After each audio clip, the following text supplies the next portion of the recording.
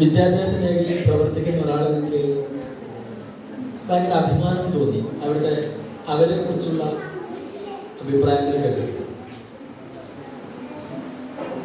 സേവന മേഖലകളിലും സഹായങ്ങൾ നൽകുന്നിടത്തും പ്രത്യേകിച്ച് വിദ്യാഭ്യാസ മേഖലയിലും എല്ലാ മതവിഭാഗങ്ങളെയും പരിഗണിച്ചുകൊണ്ട് പ്രവർത്തിക്കുക എന്ന് പറയുന്നത് ഈ ഒരു കാലത്ത് അല്പം പ്രയാസകരമാണ്. അത് പ്രയാസകരം എന്ന് പറഞ്ഞാൽ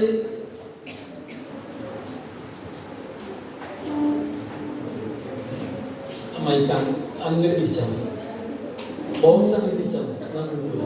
യെസ്, എന്നാണ് മതത്തിനും ജാതിക്കും അതിനൊക്കെ ഓരോ താളവും ഓളവും ഒക്കെ ഉണ്ടാക്കുന്ന ഒരു കാലത്താണ് നമ്മൾ ജീവിക്കുന്നത്. അപ്പോ ഇന്നത്തെ ഈ വേദിയിൽ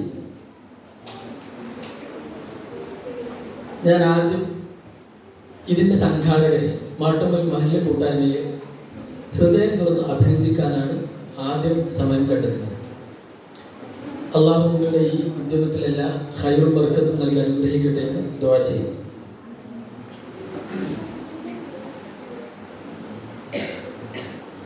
രക്ഷിതാക്കളോട് പറയാനുള്ളത്, ഇപ്പോൾ ഈ കൂട്ടായ്മ നടത്തിയ വിവിധ മത്സര പ്രോഗ്രാമുകളിൽ സമ്മാനം വാങ്ങിയ കുഞ്ഞുമക്കളുടെ കാര്യത്തിലും ഈ കരിയർ ക്ലാസ്സുമായി ബന്ധപ്പെട്ട് 10ാം ക്ലാസ്സും +2 ഒക്കെ പരീക്ഷ എഴുതി +1 ഒക്കെ എഴുതി റിസൾട്ട് കിട്ടിയവരും കിട്ടാനിരിക്കുന്നവരും ഉപരിപഠനത്തിന് അവസരം കിട്ടിയവരും ഡിഗ്രിക്ക് മറ്റും പോകാൻ വേണ്ടി കാത്തിരിക്കുന്നവരുടെ ഒക്കെ രക്ഷിതാക്കളോട് സൂചിപ്പിക്കാനുള്ളത്,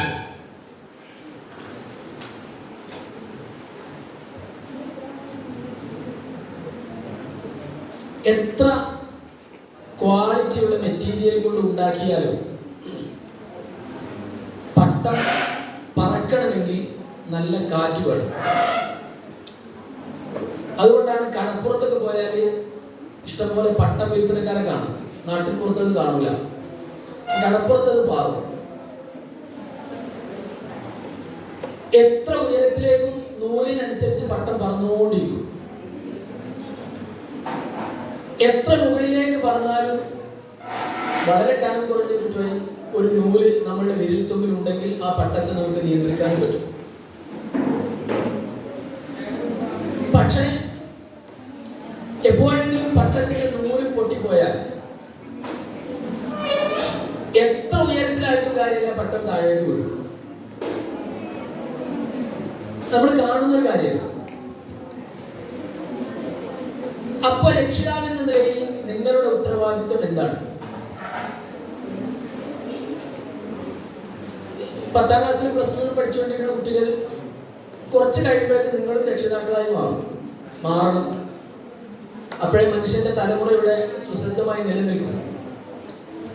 നമ്മൾ എല്ലാവരും മനസ്സിലാക്കേണ്ടത്, കുറെ ഉപദേശങ്ങളോ കുറെ നിർദ്ദേശങ്ങളോ അല്ല മനുഷ്യന്റെ ജീവിതം എന്ന് പറഞ്ഞത്. മനുഷ്യന് ജീവിക്കാൻ ഒരു വ്യവസ്ഥിതി ആവശ്യം, ഒരു സിസ്റ്റം. രാവിലെ ഉണരുക, രാത്രി ഉറങ്ങുക എന്നതാണ് സിസ്റ്റത്തിന്റെ ബേസ്.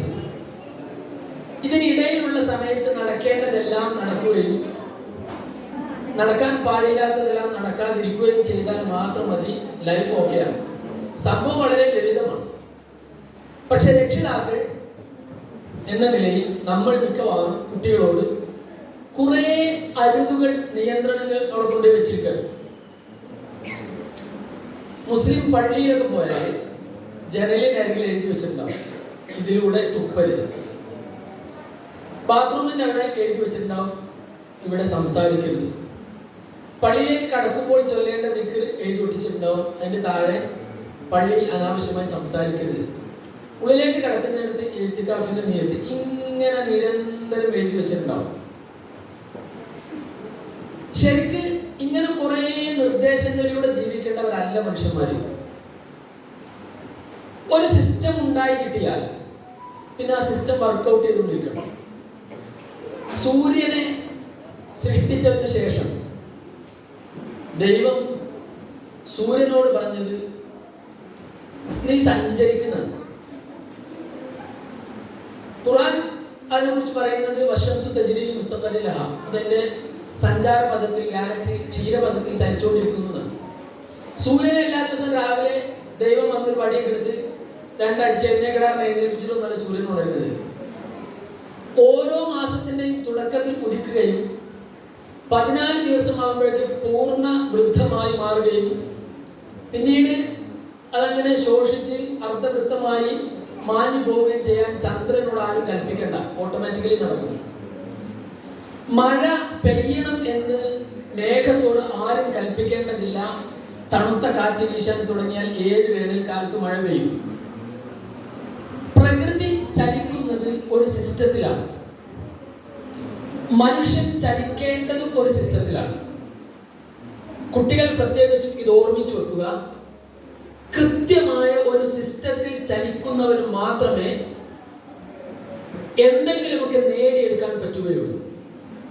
ഇപ്പൊ പരീക്ഷ എഴുതിക്കുന്ന കുട്ടികൾ, റിസൾട്ട് കിട്ടിയവർ, കരിയർ പടുത്തുയർത്താൻ ശ്രമിക്കുന്നവരോടാണ് പറയുന്നത്, നിങ്ങൾ മാസ്റ്റർ ചെയ്യേണ്ടത് നിങ്ങളുടെ പരീക്ഷയുടെ മാർക്ക് ലിസ്റ്റോ അല്ലെങ്കിൽ നിങ്ങൾ നേടാനിരിക്കുന്ന സർട്ടിഫിക്കറ്റുകളുടെ കാര്യത്തിലല്ല. അതിനപ്പുറത്തേക്ക് നിങ്ങൾ ലൈഫിനെ മാസ്റ്റർ ചെയ്യേണ്ടതുണ്ട്.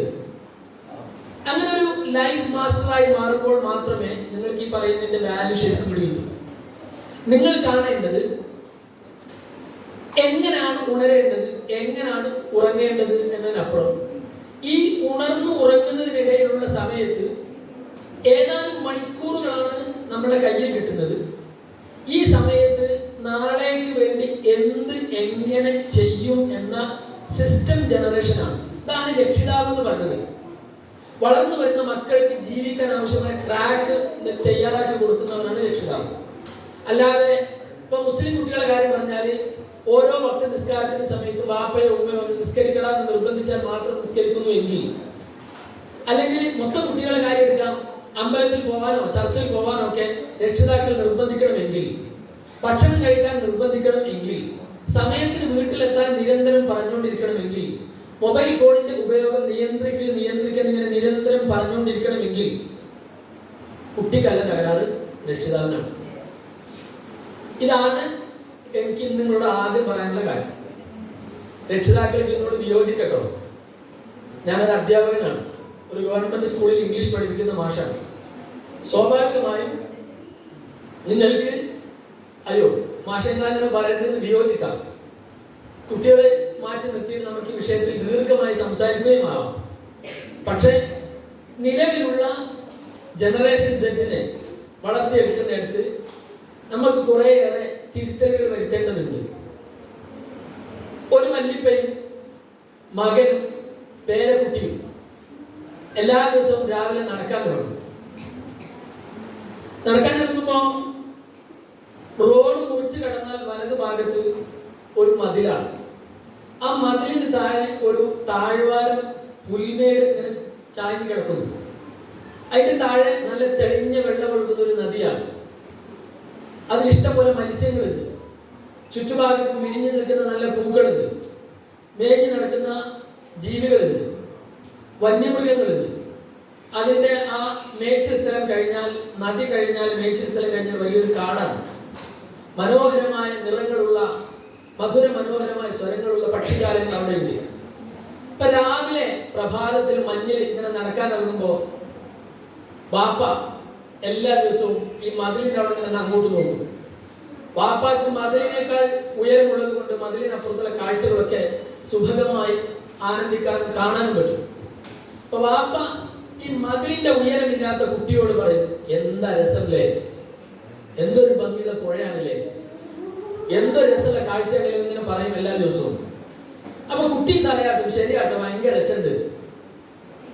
പക്ഷെ ഈ വാപ്പാക്ക് ഒരിക്കൽ മനസ്സിലായില്ല കുട്ടി പറയണത് ഞാൻ പറയുന്ന താളത്തിന് അങ്ങനെ മറുപടി പറയുന്നുള്ളൂ. കുറെ ദിവസം വല്ലിപ്പത് കണ്ടു.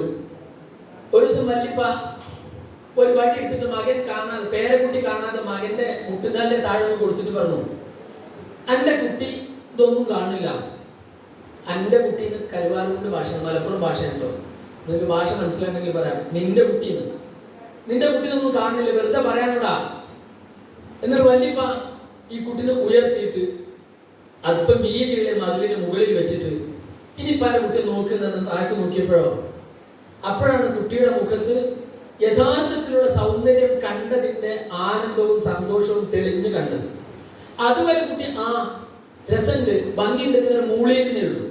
ഒറിജിനൽ കാഴ്ച കണ്ടപ്പോഴോ ആ രക്ഷിതാവിന്റെ ശരിയായ പ്രവൃത്തി മൂലം കൃത്യമായ ഗൈഡൻസ് കിട്ടിയപ്പോൾ കാണേണ്ട കാഴ്ച കാണേണ്ടതുപോലെ കണ്ട സമയത്ത് കുട്ടിയുടെ മനസ്സും ശരീരവും ആ കാഴ്ചയുടെ സൗന്ദര്യത്തിൽ മുങ്ങി നിന്നത് കുട്ടിയുടെ എക്സ്പ്രഷനിൽ കാണാൻ പറ്റും. അപ്പോഴാണ് വാപ്പാക്ക് മനസ്സിലായത് ഞാൻ ഇതുവരെ പൊട്ടത്തിലാണ് കാണിച്ചുകൊണ്ടിരുന്നത്.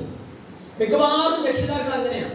അവർ കണ്ടിട്ടുള്ള അനുഭവങ്ങളുടെ ലോകം, അവർ ജീവിച്ചു പോന്ന കഷ്ടപ്പാടുകൾ, അവർ സഹിച്ചിട്ടുള്ള പ്രയാസങ്ങൾ, അവർ നടത്തിയ അധ്വാനങ്ങൾ, അവർ ചെയ്ത ത്യാഗങ്ങൾ, അവർക്ക് പറ്റിയ വീഴ്ചകൾ, ഇതൊന്നും കുട്ടികളോട് പങ്കുവെക്കുകയില്ല. എന്നിട്ട് ഇങ്ങനെ പറയും, നീ അങ്ങനെ ചെയ്യണം ഇങ്ങനെ ചെയ്യണം പറഞ്ഞുകൊണ്ടിരിക്കും.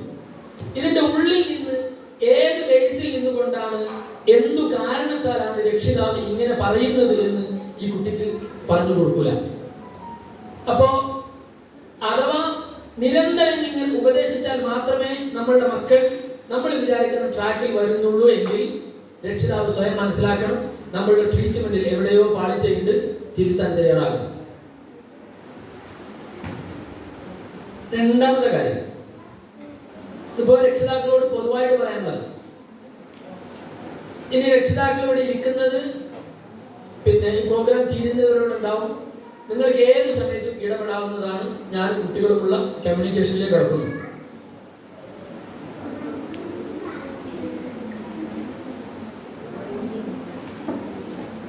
ഞാൻ കുട്ടികളോട് ഡൗട്ട് ചോദിക്കാണ്. വാട്സാപ്പിൽ എല്ലാവർക്കും സുഖം തന്നെയല്ലേ? എപ്പോഴാണ് തലമുറ പൊട്ടി വീഴെന്ന് പറയാൻ പറ്റില്ല. അമേരിക്ക ഇറാനിൽ 3 ബോംബ് ഇട്ടു നിന്നാണ്. അപ്പൊ ചിലപ്പോൾ പടി പൊട്ടും, ഒക്കെ വേഗം പൊട്ടട്ടെ, എന്നാലും ഒരു സമാധാനം ഉണ്ടാവില്ല.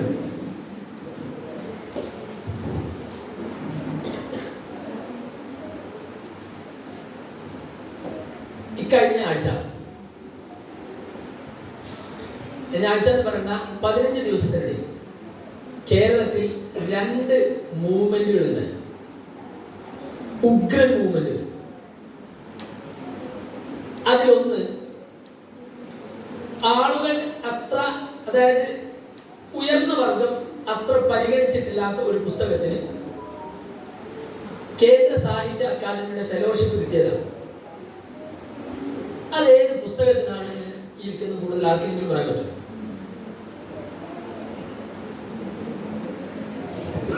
പത്താം ക്ലാസ്സോ +1 +2 പരീക്ഷ എഴുതി ജീവിതത്തിൽ ഒരു എൻഡിലെത്തിയിട്ട് അടുത്ത എൻഡിലേക്ക് എക്സ്റ്റെൻഡ് ചെയ്യാൻ കാത്തു നിൽക്കുന്നവരാണ് നിങ്ങൾ.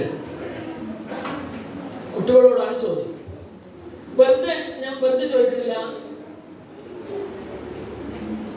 ഒന്നും ചെയ്യാതിരിക്കാനാണല്ലോ നമുക്കിഷ്ടം. ഡു നത്തിങ്, 5 സ്റ്റാർ തരും. ഞാൻ പറഞ്ഞോളൂ, കേന്ദ്ര സാഹിത്യ അക്കാദമിയുടെ വളർന്നു വരുന്ന എഴുത്തുകാരനുള്ള ഫെലോഷിപ്പ് കിട്ടിയ പുസ്തകം ആരാണ് ഓതർ? ഇതിൽ ആർക്കെങ്കിലും അഭിപ്രായ വ്യത്യാസം ഉണ്ടോ? ഇല്ല. എന്നാല് നിങ്ങളെ വാങ്ങി സമ്മാനം കൊടുക്കി വന്ന് വാങ്ങിക്കോളെ. അഖിൽ പി ധർമ്മജനാണ്.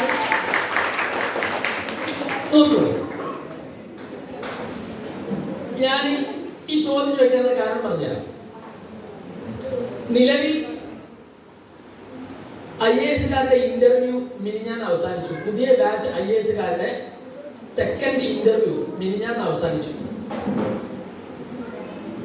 അന്ന എന്ന് പറയുന്ന പെൺകുട്ടിയാണ് കേരളത്തിൽ നിന്ന് കേരളത്തിലേക്ക് തിരഞ്ഞെടുക്കപ്പെട്ട 81 റാങ്കുകാരി. ഇന്റർവ്യൂവിൽ 81ാമത്തെ റാങ്കാണ് അവൾ ദേശീയ തലത്തിൽ. അന്നയുടെ ഇന്റർവ്യൂ ഇന്ന് പത്രങ്ങളും ചാനലുകളും പുറത്തു വിട്ടിട്ടുണ്ട്. കുട്ടികൾ ശരിക്കും ശ്രദ്ധിക്കുന്നുണ്ട്. കരിയർ ഉദ്ദേശിക്കുന്ന കുട്ടികൾ ശരിക്കും ശ്രദ്ധിക്കണം. അന്നയോട് പത്രക്കാരൻ ചോദിക്കുന്നത്, എന്തൊക്കെയാണ് ഇന്റർവ്യൂവിൽ നിങ്ങളോട് ചോദിച്ചത്? നമുക്ക് പ്രത്യക്ഷത്തിൽ ഒരു സാധ്യതയില്ലാത്ത ചോദ്യമാണ് ഇന്റർവ്യൂവിൽ ഇരിക്കുന്ന ആളുകൾ ഈ കുട്ടിയോട് ചോദിച്ചിട്ടുണ്ട്. അന്ന ഉയരമുള്ള ചുരുണ്ട മുടിയുള്ള ഏകദേശം അവൽ ഷേപ്പുള്ള ഒരു മുഖമാണ്. അവൽ എന്ന് പറഞ്ഞാൽ കോഴിമുട്ടയുടെ ഷേപ്പുള്ള മുഖം, അങ്ങനെ ഇച്ചിരി നീണ്ട മുഖമാണ്. വെളുത്തുള്ളൊരു കുട്ടിയാണ്. ഫസ്റ്റ് ചെന്ന സമയത്ത്, ഇന്റർവ്യൂ ബോർഡിന് മുന്നിൽ ചെന്ന സമയത്ത് ആ കൂട്ടത്തിലിരിക്കുന്ന ചെറുപ്പക്കാരനായ ചുള്ളൻ, നമ്മുടെ ഭാഷയിൽ പറഞ്ഞ ചുള്ളൻ പയ്യൻ ഇവളോട് പറഞ്ഞല്ലോ, you are very beautiful. Interview ചെല്ലണ്ടോ? കേന്ദ്ര ഗവൺമെന്റ് IAS വേണ്ടി പരിശീലനം കൊടുക്കാൻ തെരഞ്ഞെടുക്കാൻ നടത്തുന്ന ലാസ്റ്റ് സ്റ്റെപ്പ് ഇന്റർവ്യൂവിൽ വളരെ പ്രധാനപ്പെട്ട ഒരു ഇന്റർവ്യൂ അറ്റൻഡ് ചെയ്യുമ്പോൾ അതിന് ചെന്നിരിക്കുന്ന പെൺകുട്ടിയോട് ചോദിക്കേണ്ട സമയത്ത് കൂട്ടത്തിലിരിക്കുന്ന ചെറുപ്പക്കാരൻ ഫ്ലർട്ട് ചെയ്തുകൊണ്ട് ചോദിക്കുകയാണ്, യു ആർ വെരി ബ്യൂട്ടിഫുൾ. അന്ന പറഞ്ഞു, ഞാൻ ആദ്യം പരിഭ്രമിച്ചു. ഇന്ന് അവളെ ഇന്റർവ്യൂ പത്രങ്ങളിൽ, ചാനലുകളിൽ, യൂട്യൂബിലൊക്കെ നോക്കിയാൽ കിട്ടും. അപ്പൊ അന്ന പറഞ്ഞു, താങ്ക് യു. അടുത്തത് മുതിർന്ന ആളുടെ ചോദ്യമാണ്, കുറച്ച് പ്രായം ചെന്നാണ് ചോദിക്കുന്നത്.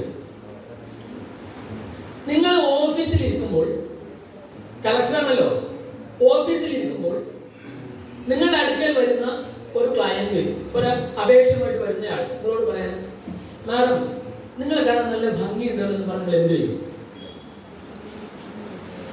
ഇവന് പറയാണ്, ഞാൻ ആദ്യത്തെ പരിഭ്രമം പിന്നെ തിരിച്ചു വന്നു, ശരീരത്തിന് ഭയങ്കര ഒരു വിറക്കല്, എന്താണ് ഉദ്ദേശിക്കുന്നത് മനസ്സിലായില്ല.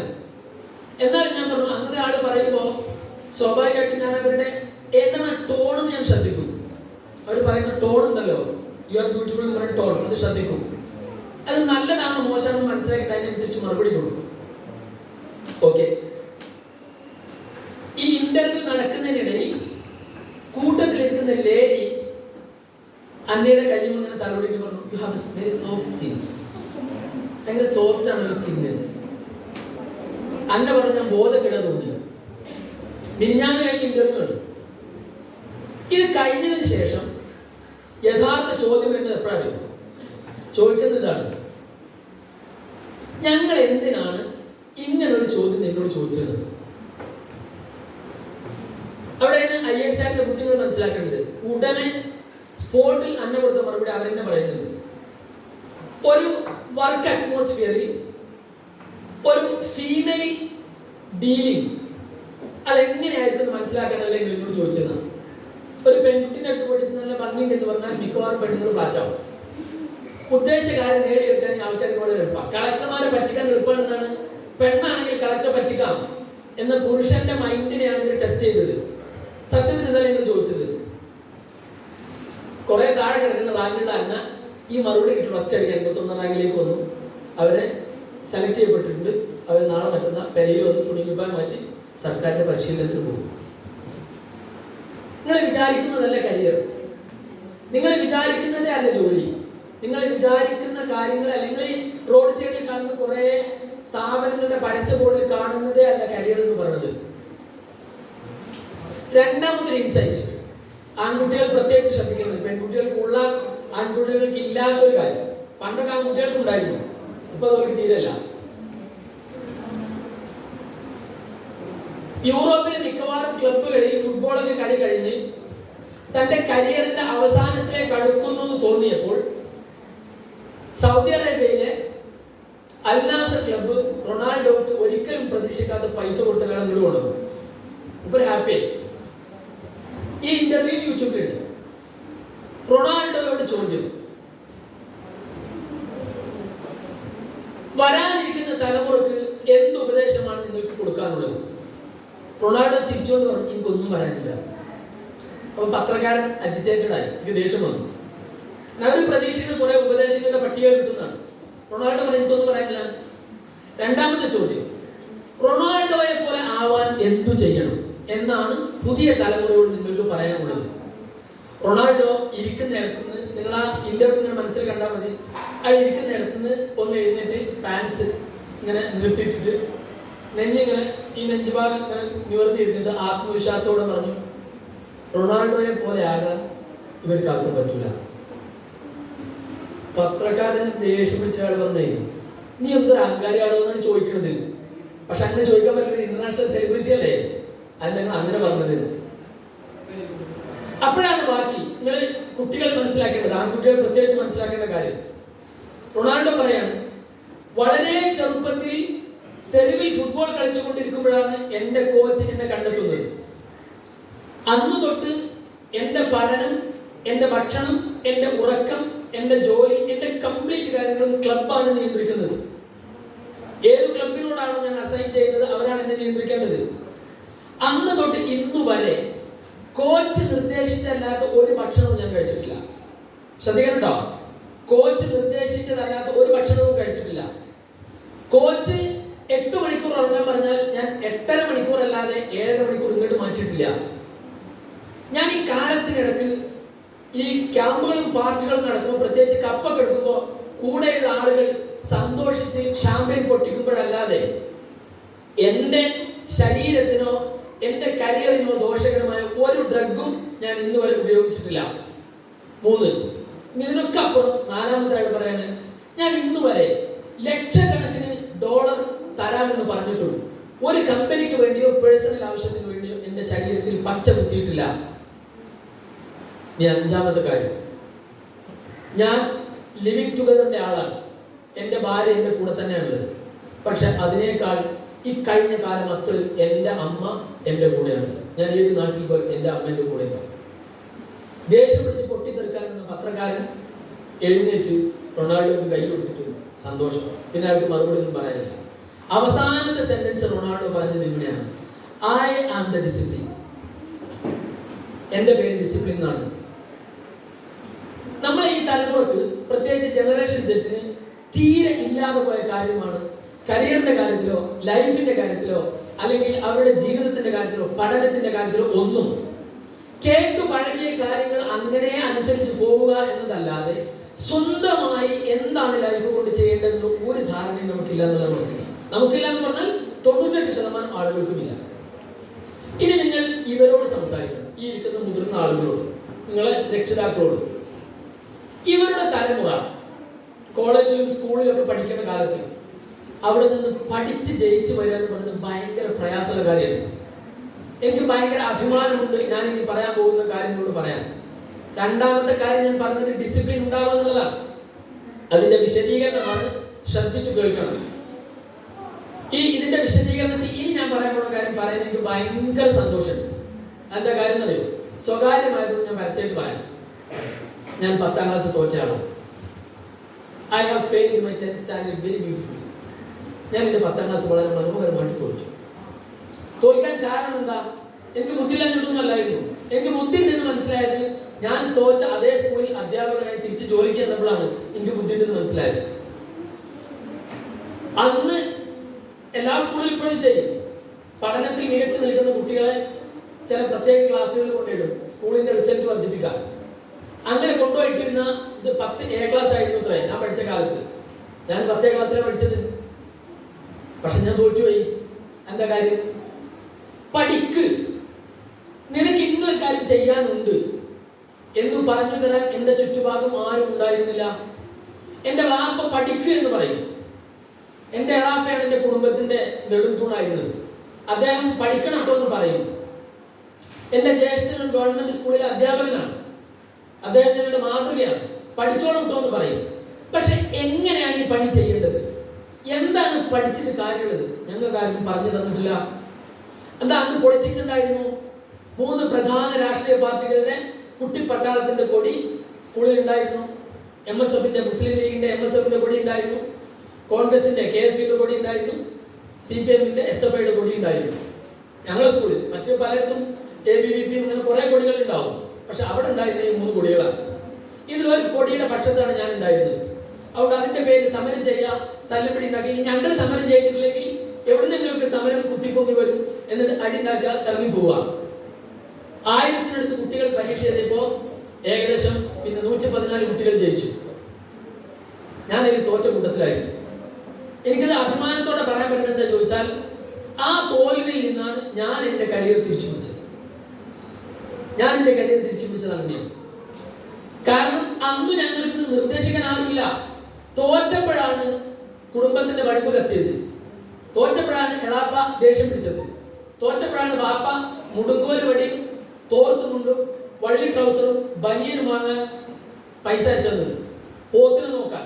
എനിക്ക് ഇനി അതേ പറ്റുള്ളൂ. തോറ്റപ്പോഴാണ് എന്നെ ആദ്യം പഠിപ്പിച്ച മാഷ നടത്തുന്ന ട്യൂഷൻ സെന്ററിൽ നിന്ന് നിർബന്ധിച്ച് കൊണ്ടുപോയി ചേർത്ത് ചന്തിക്കടി തന്ന് പഠിക്കടാന്ന് പറഞ്ഞത്.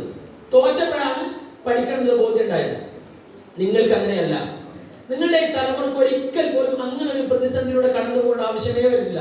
ഇപ്പൊ നിങ്ങൾ ആലോചിച്ച് നോക്കൂ, ഒരു ഞായറാഴ്ച, ഇവർക്കൊന്നും ജോലി ഇല്ലാത്തതുകൊണ്ടല്ലോ, വളരെ മുൻകൂട്ടി ഡേറ്റ് ഫിക്സ് ചെയ്ത് അവരുടെ മറ്റെല്ലാ കാര്യങ്ങളും മാറ്റിവെച്ച് ഈ നാട്ടിൽ പഠിച്ച് 10ലും +1ലും +2ലൊക്കെ പഠിക്കുന്ന 8ാം ക്ലാസ്സും ഒക്കെ പഠിച്ചുകൊണ്ടിരിക്കുന്ന കുട്ടികളെ തെരഞ്ഞു വിളിച്ച് അവർക്ക് നല്ല വില വരുന്ന സമ്മാനങ്ങൾ കൊടുക്കുന്നു, അവർ അഭിനന്ദിക്കുന്നു, അവരെ അംഗീകരിക്കുന്നു, അവർക്ക് ഗൈഡൻസിന് ആളെ വിളിക്കുന്നു. നിങ്ങൾ എന്ത് ചെയ്യണമെന്ന് പറയുന്നു. വീട്ടിൽ നിന്ന് കേട്ടുകൊണ്ടിരിക്കുന്നു, സ്കൂളിൽ നിന്ന് കേട്ടുകൊണ്ടിരിക്കുന്നു. നിരന്തരം ഇത് തന്നെയാണ്.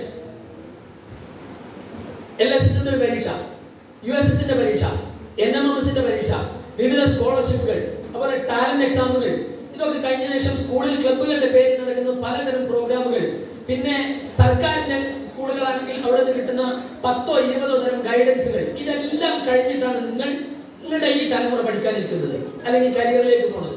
പക്ഷെ നിർഭാഗ്യവശാൽ you don't have A plan. നിങ്ങൾക്ക് ഉണ്ടെങ്കിൽ കൂടെ എതിർക്കട്ടോ. നിങ്ങൾക്ക് പ്ലാൻ ഉണ്ടെങ്കിൽ കൂടെ പറയാം. അപ്പൊ ഞാൻ ചോദിക്കട്ടെ, ഈ ഗൈഡൻസ് ക്ലാസ്സിൽ ഇരിക്കാൻ വന്ന കുട്ടികളൊന്നും എഴുതിയിട്ടുണ്ട്. മറ്റവരൊക്കെ അവിടെ ഇരുന്നോളി, രക്ഷിതാക്കളും അല്ലാത്ത കുട്ടികളൊക്കെ അവിടെ ഇരുന്നോളി.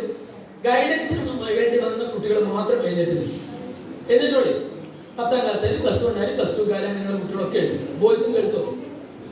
ബോയ്സും എഴുന്നേൽക്കാം, വേറെ ആവശ്യം അതുകൊണ്ടാണ്. നിങ്ങളെ ഒരു എക്സസൈസിന് വേണ്ടിയിട്ടാണ്. സമയം പോലെ ഇത്ര ആളുകളുള്ളൂ. 8ാം ക്ലാസ്സിൽ 7ാം ക്ലാസ്സിൽ ഒന്നുമില്ല, ഡിഗ്രിക്കാരൊന്നുമില്ല ഇതില്.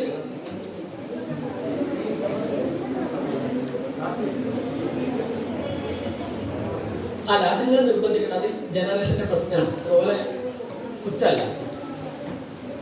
കഴിഞ്ഞോ? ഉള്ളൂ. ചേച്ചി നിങ്ങൾ പഠിക്കണവരല്ലേ? പിന്നെന്താ,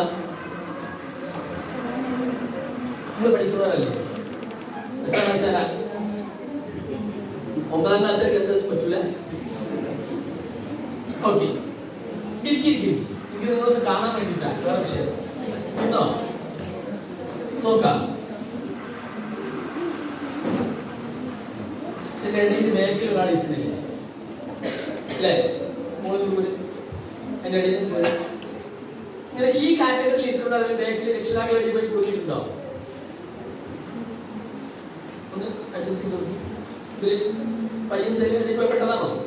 അങ്ങനെ പോലെ ഒരു ചെറിയ എക്സസൈസ് ചെയ്യാം.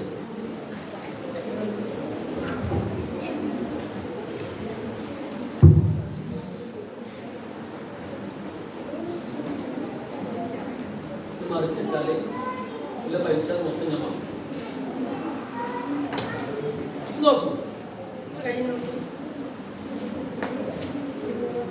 ധൈര്യം പിടിച്ചാ എല്ലാവരും പിടിക്കും. 2 വിരലിൽ മാത്രം മടക്കിക്കോ. ധൈര്യം മടക്കി, ഒരു കുഴപ്പമില്ല. മടക്കാൻ പ്രശ്നമുണ്ടോ? ഒരു വിരലിൽ താഴത്തെ ഒരു വിരലിൽ നിർത്തി നോക്കിയേ.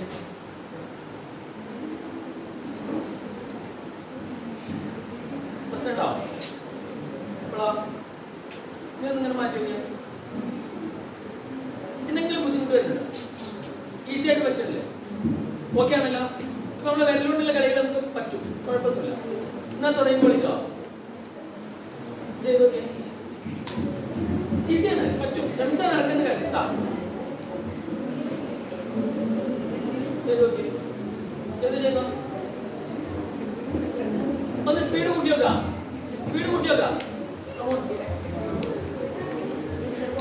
ഞാൻ സാധാരണ ക്ലാസ്സിൽ ചെയ്യുന്ന കാര്യമൊന്നുമല്ല, വെറുതെ നിങ്ങളോട് കാണിച്ചത്. ചെയ്ത് നോക്കും. നടക്കുന്നുണ്ടോ?